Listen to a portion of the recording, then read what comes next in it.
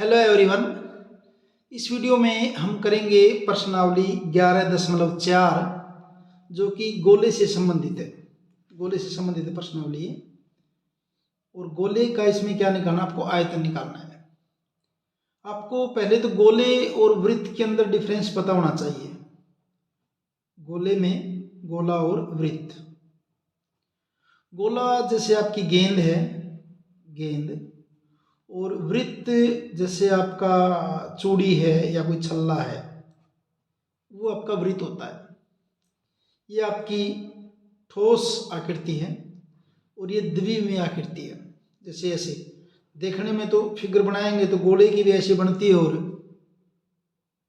वृत्त की भी ऐसी बनाती है, लेकिन थोड़ा सा इसके अंदर से डार्क करके छाया करके हमें दिखाने की कोशिश कर सकते हैं कि है ठोस है।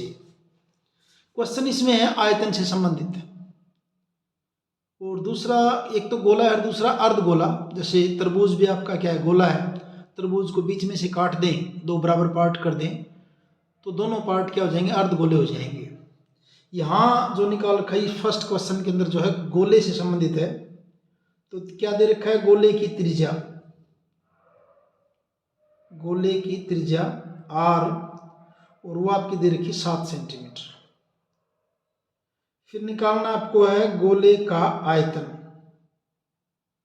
और गोले के आयतन का फॉर्मूला देख लीजिए, 4/3 पाई आर की 3, पाई आर क्यूब। मान रख दीजिए यहाँ पे 4/3, पाई की जगह 22/7 और आर की 3 का मतलब 7 गुणे 7 गुणे 7।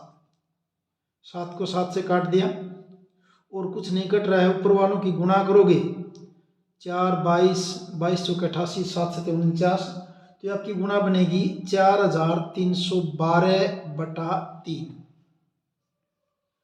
और इसको जब सही में तोड़ेंगे, सही बटे के अंदर, तो ये आएगा 1437 सही 1/3 सेंटीमीटर क्यूब।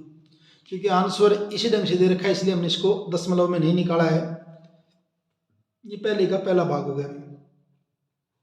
दूसरे भाग में गोले की त्रिज्या, गोले की त्रिज्या r से दिखाया, कितनी दे रखी है, 0.63, 0.63 मीटर। फिर फॉर्मूला वही लगाएंगे, गोले का आयतन, और गोले के आयतन का फार्मूला 4/3 पाई आर की 3, 4/3 पाई 22/7 और आर की 3 का मतलब 0.63, 0.63 और 0.63। काट लीजिए जो कुछ कट रहा है इनमें से। तो काटेंगे तो देखिए आपका ये 7 9 63, 0.09। फिर 3 से काटोगे 0.03। तो अब किसकी गुणा करोगे आप, 4 गुणे 22 गुणे 0.63 गुणे 0.03 गुणा 0.63। इनकी गुणा तो आपको करनी पड़ेगी भी, और इसको गुणा को करोगे तो यह आएगी आपकी 1.047 सेंटीमीटर क्यूब। इतनी बड़ी आपको करने की जरूरत है नहीं वैसे, तो लगभग आएगा इसका आंसर जो आएगा। तो क्योंकि देखिए 7 है तो ये 4 आपका क्या बन जाएगा, 5 बन जाएगा। तो 1.05 मीटर, सेंटीमीटर ने भी मीटर था, मीटर में दे रखा था ना, मीटर क्यूब लगभग, लगभग लिख देंगे इसको आंसर को। और इस ढंग से आपका ये फर्स्ट न्यूमेरिकल कंप्लीट है।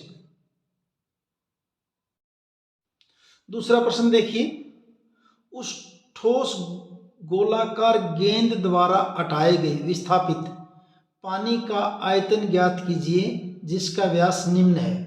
अब कोई भी ठोस वस्तु को जब किसी बर्तन में जिसमें पानी डाल रखा है वहां अगर डालेंगे तो उसमें से पानी तो बाहर निकल के आएगा। कोई बर्तन फुल भर रखा है मान लीजिए पानी का, तो उसके द्वारा पानी उतना ही हटाया जाएगा जितना उस ठोस वस्तु का आयतन है।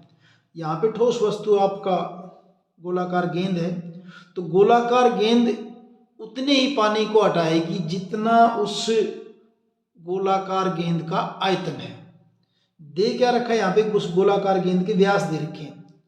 पहले बाकी बात करते हैं और गेंद की त्रिज्या लिखते हैं। पहले गोलाकार गेंद की त्रिज्या, त्रिज्या यानी कि आर, क्योंकि व्यास 28 दे रखा है, त्रिज्या क्या हो जाएगी, 28/2 यानी कि 14 सेंटीमीटर। गेंद द्वारा हटाए गए पानी का आयतन, गेंद द्वारा हटाए गए पानी का आयतन, वो बता दे जो गोली का इस गेंद का आयतन होगा वही होगा 4/3 पाई आर क्यूब। 4/3 पाई की जगह 22/7 आर क्यूब कितना है 14, 14 गुणे 14 गुणे 14। जो कट रहा है उसको काट दीजिए, बाकी रहने दीजिए। 4/3 यहाँ पे देखिए ये कट जाएगा आपका 7 दूनी 14, और बाकी जो बचेगा फिर क्या बचेगा आपका, देखिए 22 चौके 88 और ये 14 दूनी 28 गुणा 14/3।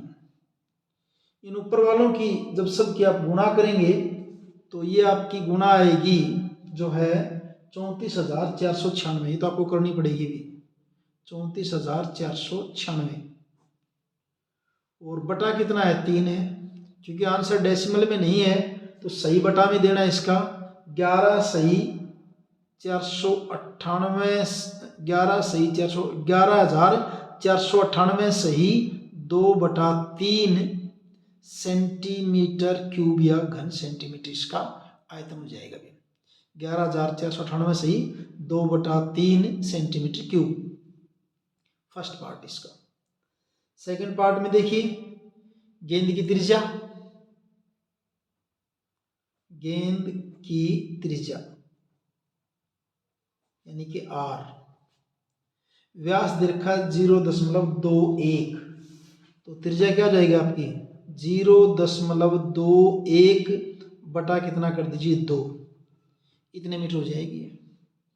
अब हटाए गए पानी का आयतन, हटाए गए पानी का आयतन, वैसे आप इसको बटा को तोड़ना चाहो तो 0 और 2 एकम 2 और 2 पंजे 10, 2 एकम 2 नहीं गया, 0 और 2 पंजे 10, 0.105, ये क्या हो जाएगी इसकी त्रिज्या हो जाएगी 0.105। गेंद द्वारा हटाए गए पानी का आयतन, गेंद द्वारा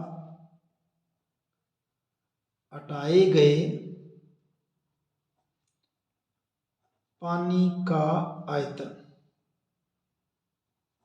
क्या 4/3 पाई आर क्यूब।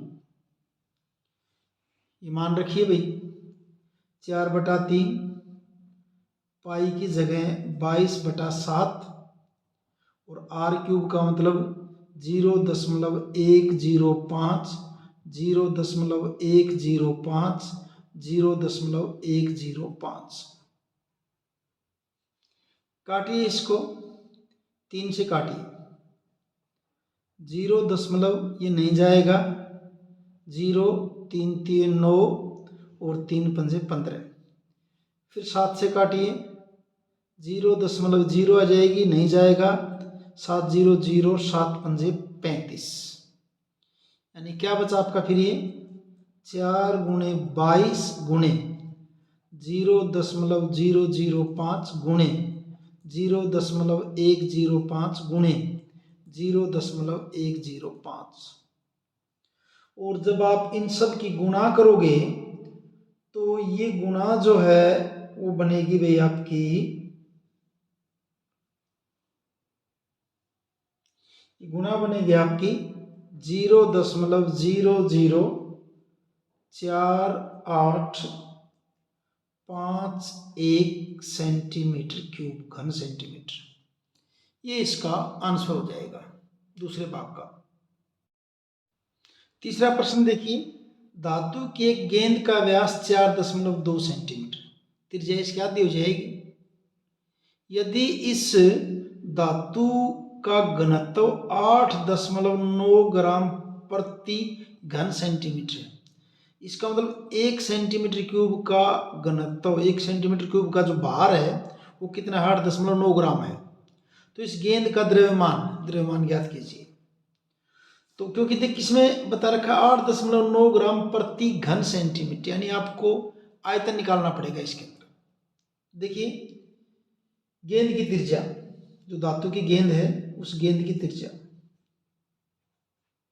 गेंद की त्रिज्या आर वो आपकी हो जाएगी 4.2/2, क्योंकि व्यास दे रखा है उसका आधा कर दीजिए, 2.1 सेंटीमीटर हो जाएगी।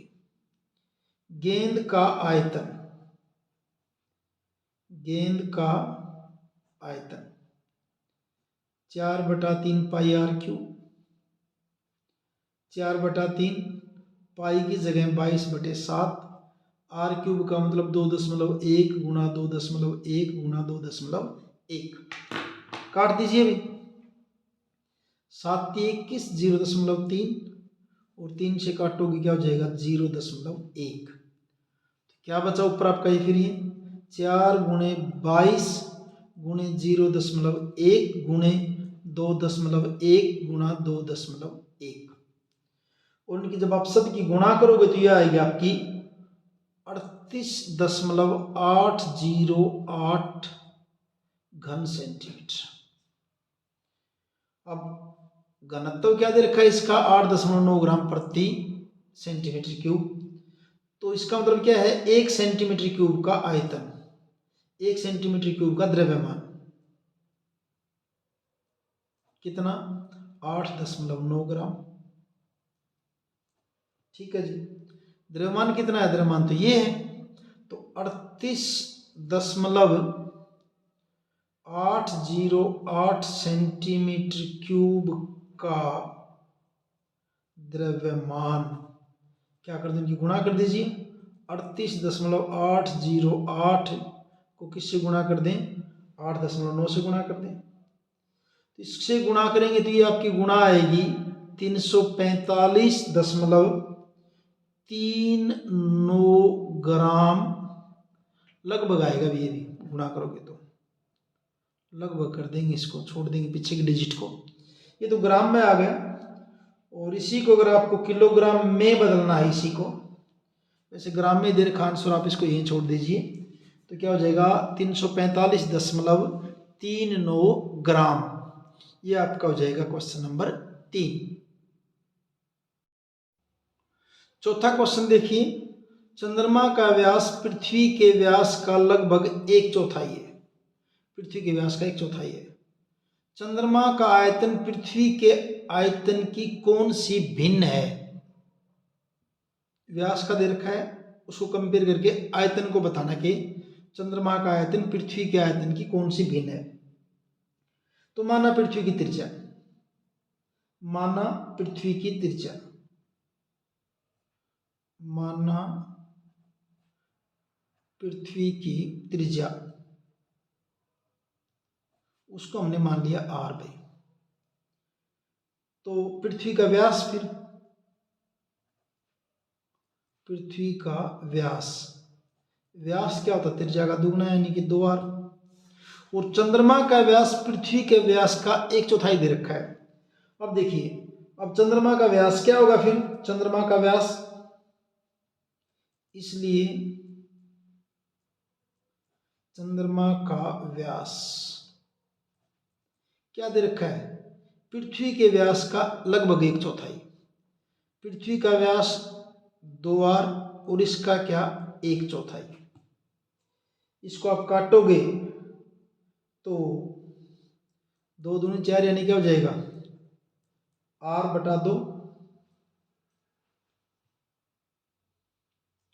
अब चंद्रमा की त्रिज्या, फिर चंद्रमा की त्रिज्या, व्यास कितना चंद्रमा का r/2, इस r/2 का आधा कर दीजिए भाई, आधा यानी कि 1/2, तो क्या बन जाएगा ये r/4। किस किस का बताना था, चंद्रमा का और पृथ्वी के आयतन की भिन्न बताना है, तो ऊपर लेते हैं हम चंद्रमा का आयतन। चंद्रमा का आयतन बटा पृथ्वी का आयतन, पृथ्वी का आयतन, चंद्रमा का आयतन। अब चंद्रमा किसकी शेप में है? गोले की शेप में है, तो 4/3 पाई आर क्यूब। चंद्रमा की त्रिज्या कितनी है? आर, यानी कि चंद्रमा की त्रिज्या कितनी है? r/4। तो क्या कर दें इसको, r/4 की 3 बटा पृथ्वी का आयतन 4/3 पाई और क्या कर दूं, r cube, 4/3 pi r cube. यहां क्या होगा देखिए, 4/3 पाई से 4/3 पाई कैंसिल, ऊपर क्या बचेगा आपका देखिए, आर क्यूब बटा 4 का क्यूब करोगे 4 चौके 16 चौके 64, और बटा क्या है आपका नीचे, क्या आपका आर क्यूब है। कई बार यहाँ आप कन्फ्यूज हो जाते हैं, इसको आप बटा 1 सोच सकते हो, आर क्यूब को आर की 3/1 कह देना चाहिए, एक ही बात है, बराबर आर की 3/64, और इसको पलट के एक ऊपर ले जाऊं और आर क्यूब को यहाँ ले आओ, आर क्यूब से आर क्यूब कैंसिल हो जाएगा, क्या बचेगा आपका 1/64। तो इसका मतलब क्या, चंद्रमा का आयतन पृथ्वी के आयतन का 1/64 है, चंद्रमा का आयतन। इसलिए अतः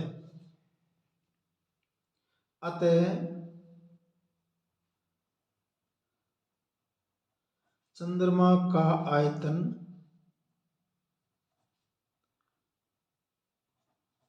पृथ्वी के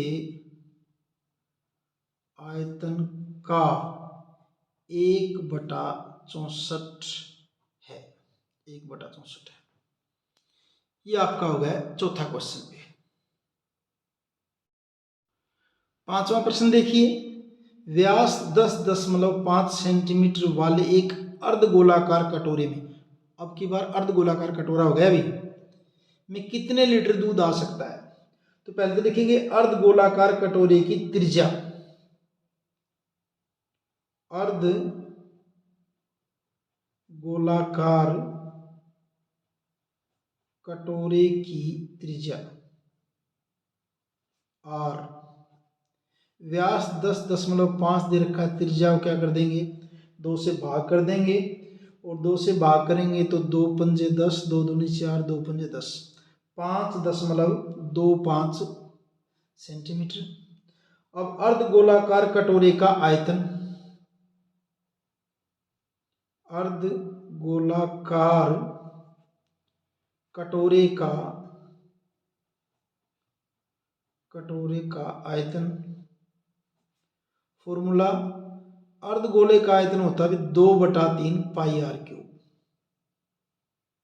ये नहीं है 2/3 पाई आर क्यूब, मान रखिए 2/3 पाई 22/7, और आर क्यूब का मतलब 5.25, 5.25, 5.25, काटिए इसको, 7 से 7 नहीं जाएगा, 7 सत्ते 49, और 7 सत्ते 49, कितने बच जाएंगे 3, और 7 पंजे 35, फिर 3 से काट दीजिए, 3 एकम 3, 0 और 25 3 75, यानी कि 0.25। अब बचा क्या आपका 2 गुणा 22, और यहाँ क्या आपका 0.25 गुणा 5.25 गुणा 5.25, इनकी सब की गुणा करेंगे तो ये गुणनफल आपका आएगा 303 सेंटीमीटर क्यूब लगभग आएगा। ये आपका ये गुणनफल आएगा, एक बार चेक कर लेता हूं मैं, 303 सेंटीमीटर क्यूब लगभग, यह आएगा आपका 303 सेंटीमीटर क्यूब लगभग आ जाएगा। आंसर किसमें पूछा है? लीटर में पूछा है।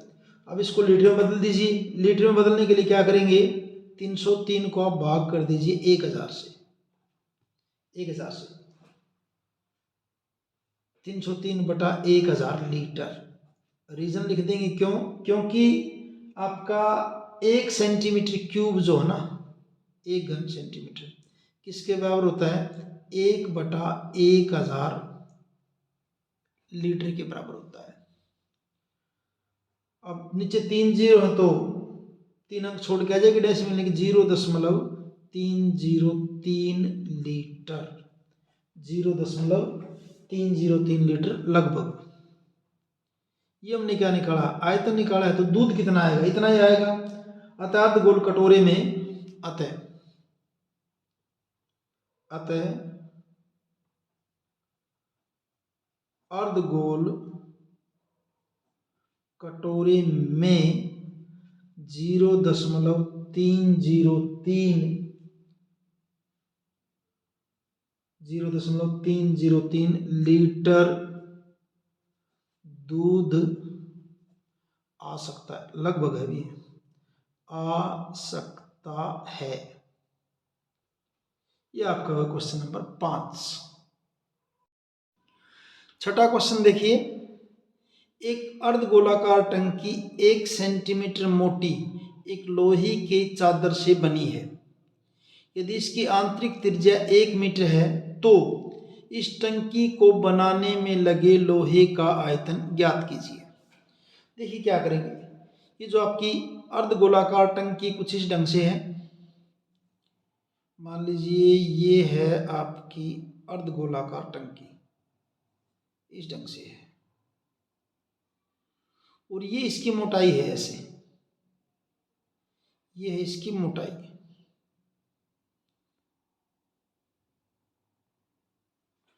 ऐसे मोटाई है। तो ये जो मोटाई दे रखी है, ये वाली, ये कितनी दे रखी है? 1 सेंटीमीटर दे रखी है। और इसकी आंतरिक त्रिज्या यानी कि अंदर से ये त्रिज्या, ये आपकी क्या है? 1 मीटर है। ये कितनी है आपकी? 1 मीटर। ये कहता है कि इस टंकी को बनाने में लगे लोहे का आयतन। अब टंकी कुछ कुछ इस ढंग से होगी, जैसे इसको नीचे तक पूरी करें तो हम ऐसे कर देंगे पूरी, इसको इस ढंग से होगी टंकी। ये चद्दर इसके अंदर सारी, ये वाली लोहे की क्या है? चद्दर है सारी, इतनी मोटाई की चद्दर है सारी। ये तो हम क्या करेंगे कि टंकी का बाहरी आयतन और भीतरी आयतन, बाहरी आयतन निकालेंगे तो सारे का सारा आ जाएगा, और भीतरी में कौन सा आएगा? जो खाली जगह है सारी वो। और बाहरी में से जब भीतरी को घटाएंगे तो सिर्फ किसका बचेगा? जो लोहे की जो चादर लगी है उसका आयतन बच जाएगा। दिखाने में थोड़ा मोटा दिख गया है, 1 सेंटीमीटर, 1 मीटर कम दिख रहा है, लेकिन समझाने के लिए आपको बता दिया कि जैसे ये मोटाई ही कितनी है? 1 सेंटीमीटर की है। तो अर्धगोलाकार टंकी की आंतरिक त्रिज्या, अर्ध गोलाकार टंकी की आंतरिक त्रिज्या, जिसको छोटा आर से दिखा दिया हमने, वो आपकी कितनी ले ली? 1 मीटर दे रखी। ले ली क्या? दे रखी 1 मीटर। ठीक है। और मोटाई क्या दे रखी? इसकी मोटाई दे रखी है 1 सेंटीमीटर। 1 सेंटीमीटर को मीटर में बदलेंगे तो 100 से भाग कर देंगे, क्या हो जाएगा आपका? 0.01 मीटर। अब बाहरी त्रिज्या इस टंकी की, बाहरी त्रिज्या, इसको बड़े आर से दिखा दिया। मान लीजिए एक तो ये था आंतरिक, और इसमें मोटाई कितनी? 0.01। तो क्या बन जाएगी? 1.01 मीटर। इसकी बाहरी त्रिज्या हो जाएगी। अब निकालना हमने क्या है? लोहे की चादर का आयतन। लोहे की चादर का आयतन किसके बराबर होगा? टंकी का बाहरी आयतन घटा टंकी का भीतरी आयतन। टंकी का बाहरी आयतन अर्धगोलाकार है भी, माइनस घटा टंकी का भीतरी आयतन। अब बाहरी आयतन क्या होगा, 2/3 पाई बड़ा आर क्यूब, और भीतरी क्या हो जाएगा, 2/3 पाई छोटा आर क्यूब। दोनों में से 2/3 पाई ले लिया कॉमन, अंदर क्या बचेगा, r cube minus r cube घन, यानी कि 2/3 पाई बड़े आर क्यूब का मतलब 1.01 का घन, और छोटा आर का मतलब 1 का घन। तो 2/3 पाई, पाई की जगह लिखा 22/7, और 1.01 का घन यानी कि 1.01 के आपस में 3 बार गुना करेंगे तो ये आपका आएगा 1 दशमलव, ब्रैकेट के अंदर यहाँ 1.0303 और 01 गुना करोगे तो कुछ कुछ ऐसा ये आ जाएगा, कुछ कुछ क्या यही आएगा, 0303 और 01, और माइनस क्या है इसके अंदर, 1 का घन तो 1 ही आएगा। 2/3 22/7, और इसमें से जब 1 घटाएंगे तो क्या बचेगा आपका 0.030301, और जब इसको सारे को कैलकुलेट करेंगे ऊपर वालों की गुणा करेंगे और फिर इसको नीचे से भाग करेंगे, ये कैलकुलेशन तो आपको करनी पड़ेगी। ये आपका जो है ये आ जाएगा 0.06348, 0.06348 मीटर क्यूब, और ये आपका क्या गया है, ये 0.06348 घन मीटर, ये आपका क्या जाएगा, लोहे की चादर का आयतन। इतना ही करना आपको, कंप्लीट है।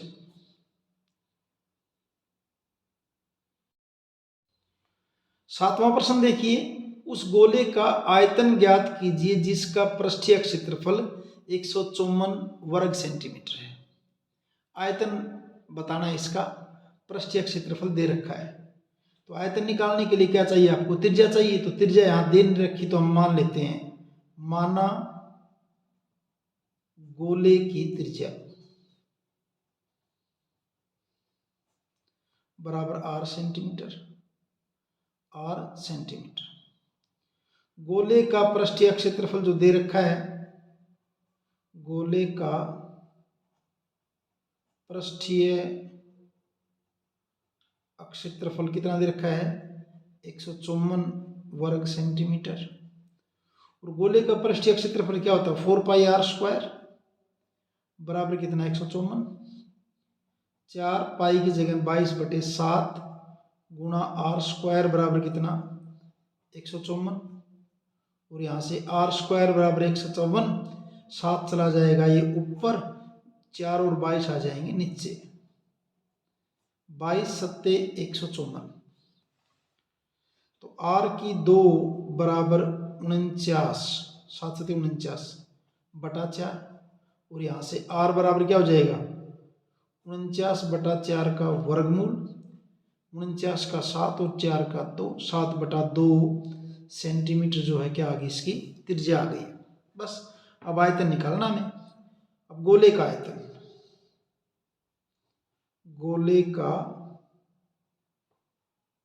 आयतन, गोले का आयतन का फॉर्मूला क्या, 4/3 pi r cube, 4/3 pi are का घन, 4/3 पाई की जगह 22/7, आर क्यूब का मतलब 7/2 गुणा 7/2 गुणा 7/2, काट लीजिए जो कट रहा है, 7 से 7 कट जाएगा, 2 दूनी 4, इस 2 से ये 2 भी कट जाएगा, और ये 2 11 हो जाएगा। क्या बच गया ऊपर, 11 बच गया, और 7 सते 49 और बटा कितना बचा आपका 3। 11 गुणा 49/3 और ये आपका बन जाएगा 539/3। 1199 11 चौके 44 और 9 53/3। उसको सही बटा में तोड़ेंगे तो 179 सही 2/3 घन सेंटीमीटर या सेंटीमीटर क्यूब, ये हो जाएगा आपका गोले का आयतन। 7वां क्वेश्चन आपका कंप्लीट। 8वां प्रश्न देखिए, किसी भवन का गुंबद एक अर्धगोले के आकार का है। भवन का गुंबद कैसा है? अर्धगोले के आकार का है। इसमें सफेदी कराने में ₹498.96 व्यय हुए भी। खर्चा कितना हुआ? 498.96 रुपये व्यय हुए। यदि सफेदी कराने की दर ₹2 प्रति वर्ग मीटर है तो ज्ञात कीजिए गुंबद का आंतरिक वक्र पृष्ठीय क्षेत्रफल और गुंबद के अंदर की हवा का आयतन। अब देखिए, सफेदी कराने का व्यय कहाँ करनी? गुंबद के अंदर से, गुंबद के अंदर सफेदी कराने का व्यय कितना? 498.96 रुपये। और 1 वर्ग मीटर पर खर्चा कितना है? 2 रुपये। 1 वर्ग मीटर सफेदी पर व्यय कितने होते हैं? ₹2 होते हैं। अब देखिए, कुल पैसे इतने खर्च हुए इसके अंदर 498.96 और 1 वर्ग मीटर पे कितने लगते हैं? 2 लगते हैं। तो इसका मतलब कुल क्षेत्रफल क्या होगा गुंबद का? कुल राशि को 2 से भाग कर दिया, क्षेत्रफल आ जाएगा। तो गुंबद का आंतरिक वक्र पृष्ठीय क्षेत्रफल, गुंबद का आंतरिक वक्र पृष्ठीय क्षेत्रफल बराबर क्या? वक्र पृष्ठीय क्षेत्रफल निकालेंगे, क्या होगा वो? 498.96 को आप किससे भाग कर दीजिए? 2 से भाग कर दीजिए। इसको काटोगे, 2 दूनी 4, 2 चौके 8, 2 नीम 18, 2 चौके 8, 2 8 16, 249.48 वर्ग मीटर, ये हो गया। अब 249.48 ये तो हो गया इसका आंतरिक वक्र पृष्ठीय क्षेत्रफल, इतना बनेगा। और आंतरिक वक्र पृष्ठीय क्षेत्रफल गुंबद का क्या होता है? अर्धगोला है भी तो क्या होगा? 2πr² बराबर किसके? 249.48, 2 पाई की जगह 22/7, r² बराबर 249.48 और r² बराबर क्या हो जाएगा? 249.48, 7 चला जाएगा ऊपर, 2 और 22 आ जाएंगे नीचे इसके अंदर। 2 से काटिए, 2 एकम 2, 2 दूनी 4, 2 चौके 8 बच जाएगा 1, 2 सत्ते 14 और 2 चौके 8। और फिर इसको 22 से काटोगे तो ये आपका जाएगा 22 पंजा 110, 22 छिक्का 132 और 22 सत्ते 154, 5.67। और यहां से फिर लिखेंगे आप r2 बराबर 5.67 और गुणा में क्या कर देंगे? 7 कर देंगे। 7 सत्ते 49, 4 7 छिक्के 42, 42 और 4 46, 4 7 पंजे 35 और 4 39, 39.69। अब निकालेंगे इसके अंदर r2 और r2 निकालेंगे, यानी r2 तो आ गई है 39.69 पढ़ेंगे भी इसको। और r बराबर क्या हो जाएगा? 39.69 का वर्गमूल और 39.69 का वर्गमूल निकालेंगे तो आपका क्या हो जाएगा भाई 6.3 मीटर। 6.3 मीटर। ये आ गई इसकी त्रिज्या, आ गई अभी आ गई, ये क्या आ गई इसकी त्रिज्या आ गई। शुरू के क्वेश्चन का आंसर तो मिल ही गया क्या? वक्र पृष्ठीय क्षेत्रफल कितना आ गया आपका? ये 249.48। पहला क्वेश्चन तो यही पूछा था ना कि गुंबद का आंतरिक वक्र पृष्ठीय क्षेत्रफल वो किसके बराबर है आपका? 249.48 के बराबर है। ये तो आ गया है। और आयतन निकालने के लिए अपने को क्या चाहिए? त्रिज्या चाहिए। तो हमने त्रिज्या निकाल ली यहाँ पे। अब त्रिज्या से इसका आयतन निकालेंगे। आयतन का या गुंबद के अंदर की हवा का आयतन, गुंबद के अंदर हवा का आयतन अर्धगोलाकार है तो फॉर्मूला गुंबद के अंदर की हवा का आयतन अगर निकालेंगे, आयतन निकालना है तो इसका फॉर्मूला आपका 2/3 पाई आर क्यूब। 2/3 पाई की जगह 22/7 और आर क्यूब का मतलब क्या हो जाएगा आपका 6.3 गुणा 6.3 गुणा 6.3। काट दीजिए जो कट रहा है। 3 से काटेंगे 3 दूनी 6, 3 एकम 3 और फिर इसको काटोगे आप 7 नीम 63 यानी 0.9 तो उनकी गुणा करेंगे। देखिए 2 गुणा 22 44 हो जाएगा और 44 गुणा फिर 2.1 गुणा 0.9 गुणा 0.9 फिर 6.3। इनकी जब आप गुणा करोगे तो वो आएगी आपकी 523.9 मीटर क्यूब लगभग।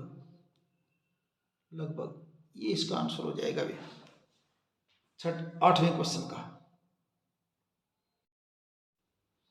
9वां प्रश्न देखिए, लोहे के 27 ठोस गोलों को पिघलाकर जिनमें से प्रत्येक की त्रिज्या कितनी है? आर है। गोले कितने? 27, प्रत्येक की त्रिज्या आर है और पृष्ठीय क्षेत्रफल एस है, यानी कि जिनको पिघलाना है। एक बड़ा गोला बनाया जिसका पृष्ठीय क्षेत्रफल क्या है? एस डैश है। बड़े वाले गोले का कितना है? एस डैश है। और जो 27 गोले पिघलाए हैं उनका हर एक का पृष्ठीय क्षेत्रफल कितना है? एस है। ज्ञात कीजिए नए गोले की त्रिज्या आर डैश और दूसरा एस और एस डैश का अनुपात। तो देखिए ठोस गोले की त्रिज्या, ठोस गोले की त्रिज्या बराबर आर और नया जो गोला बनाया है, नए गोले की त्रिज्या बराबर आर डैश। ये दे रखा है। अब हुआ क्या है, जो 27 जो ठोस गोले हैं उनका आयतन किसके बराबर है? जो नया गोला जो बना है उसके बराबर है। तो 27 नए गोले का आयतन, नए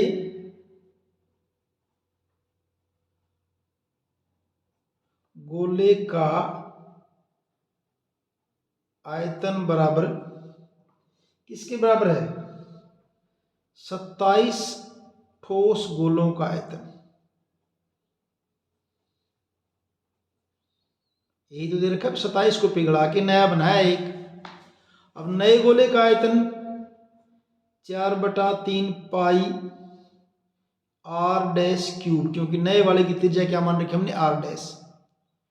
और ये 27 गोले हैं, 27 को गुणा किया एक गोले का आयतन 4/3 पाई आर क्यूब से गुणा कर दिया।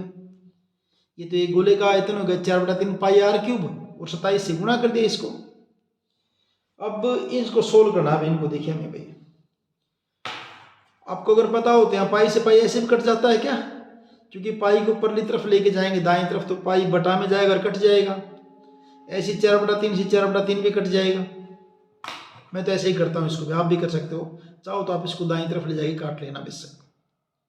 और आर डैश क्यूब बराबर किसके हो जाएगा आपका 27r³ और आर डैश बराबर क्या होगा, फिर घनमूल निकालेंगे और इसका घनमूल निकालेंगे तो क्या हो जाएगा 3r, 3 3 होती 27, 27 का घनमूल 3 होता है, r³ का घनमूल क्या हो जाएगा r हो जाएगा। यानी नए गोले की त्रिज्या, वो जो ठोस गोले दे रखे हैं उनकी त्रिज्या की क्या है 3 गुना के बराबर होगी। तो नए गोले की त्रिज्या या कि क्या आ गया आपकी नए गोले की त्रिज्या आगे भी है, नए गोले की त्रिज्या ये आ गई, ठीक है। अब इनका क्या निकालना है, अनुपात निकालना है।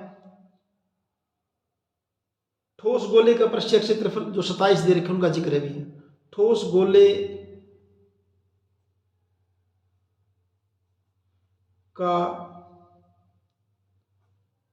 पृष्ठीय क्षेत्रफल बटा अनुपात निकालना। दूसरा भाग है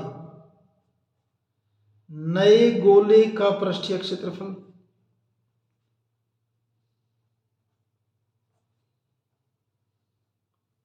अब ठोस गोले का पृष्ठीय क्षेत्रफल क्या दे रखा है S और नए वाले का क्या लेना हमने S डैश लेना है। ठोस गोले का क्या बनेगा 4πr² और इसका क्या बनेगा 4πr डैश का स्क्वायर। अब यहाँ पे 4π से 4π तो काट दो बिना बगैर मान रखे और उसको क्या कर दिया r² और r डैश किसके बराबर निकाला था 3r के, तो इस r डैश की जगह क्या कर दिया हमने 3r का स्क्वायर। यहाँ लिख देता हूं बराबर है, ऊपर तो r² है वो और 3r का स्क्वायर, 3 का वर्ग करोगे 3 3 9 और क्या हो जाएगा आपका r² r² 1 कम r², क्या बचेगा आपका ये 1/9 और 1/9 को आप उनका अनुपात लिखेंगे तो क्या हो जाएगा 1:9। अतः S और S डैश का अनुपात 1:9 है, ये अनुपात हो जाएगा भाई। ये आपका होगा 9वां क्वेश्चन कंप्लीट। 10वां प्रश्न देखिए, दवाई का एक कैप्सूल 3.5 मिलीमीटर व्यास का एक गोला या गोली है। इस कैप्सूल को भरने के लिए कितनी दवाई मिलीमीटर क्यूब यानी कि घन मीटर यानी कि आयतन निकालना है की आवश्यकता होगी। तो कैप्सूल की त्रिज्या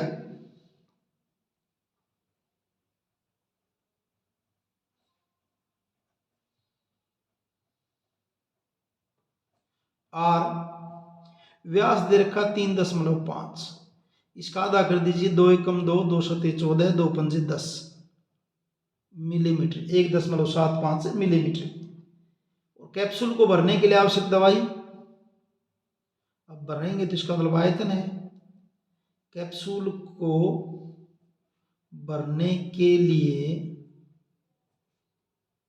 आवश्यक दवाई क्या बनेगी 4/3 πr³, 4/3 पाई की जगह 22/7 और r³ का मतलब 1.75 गुणा 1.75 गुणा 1.75। तो देखिए काट लेते हैं हम इसको, 3 नहीं जाएगा, 3 पंजे 7 5 12 13 नहीं जा रहा अभी, 3 पर तो नहीं जाएगा ये, 3 पर नहीं जाएगा, 3 पर नहीं जाएगा लेकिन 7 पे जाएगा, 7 पे चल जाएगा। यहाँ पे देखिए 0 7 दूनी 14 और 7 पंजे 35। क्या बचा यहाँ पे आपका ये 4/3 तो ऐसे ही है, फिर ये 22 है, 7 तो कट गया, फिर क्या है 0.25 गुणा 1.75 गुणा 1.75।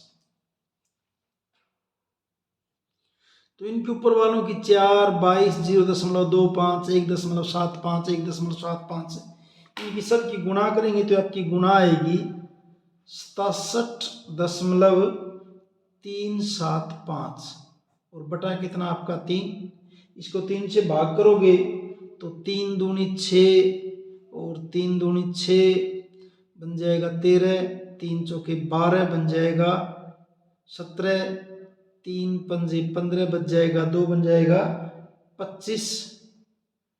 और जब आप इसको सोल्व करोगे तो 25 और 3 अठे 24 मिलीमीटर क्यूब, जिसको आप लिख सकते हो 22.46। इस 8 के कारण 5 को क्या कर देंगे 6 कर देंगे, 4 6 घन मिलीमीटर। इतना ही है बस भैया, बस दशमलव की गुणा करना लगा लीजिए, बाकी तो सीधा सा फॉर्मूला लगाना अपने 4/3 पाई आर क्यूब। 4/3 पाई का मान रखा 22/7 और आर क्यूब का मान 1.75 गुणा 1.75 गुणा 1.75। इनको जस्ट सोल्व करोगे आप, गुणा और भाग करना आना चाहिए, तो ये आंसर आपका बन जाएगा 22.46 मिलीमीटर क्यूब लगभग भी।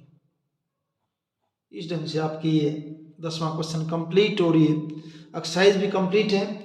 वीडियो अच्छे से समझ में आया तो चैनल को लाइक कीजिए, सब्सक्राइब कीजिए और अपने दोस्तों के साथ शेयर कीजिए। मिलते हैं अगले वीडियो में। Thank you.